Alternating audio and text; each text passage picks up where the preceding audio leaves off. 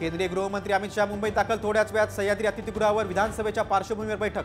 तर उद्या लालबागच्या राजाचं घेणार दर्शन.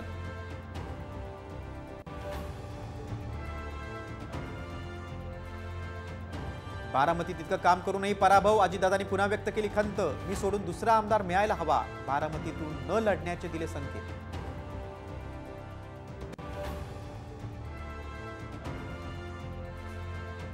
ये लोग कुछ भी कर सकते हैं. लालबाग का राजा भी गुजरात में लाने का प्रस्ताव दे देंगे. नहीं नहीं, लालबाग का राजा कल से गुजरात में. ये व्यापारी लोग हैं. मोदी शहा व्यापारी लोक लालबागच्या राजालाही गुजरातला नेतील. शहांच्या मुंबई दौऱ्यावरून खासदार संजय राऊतांचा हल्लाबोल.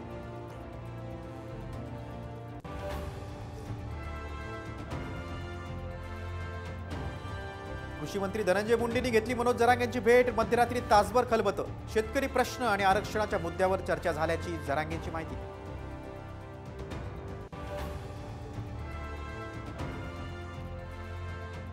बॉलिवूडचं कपल दीपिका रणवीरला कन्यारत्न. मुंबईतल्या कोकिलाबेन हॉस्पिटलमध्ये गोंडस मुलीला दिला जन्म. दीप वीरवर शुभेच्छांचा वर्षाव.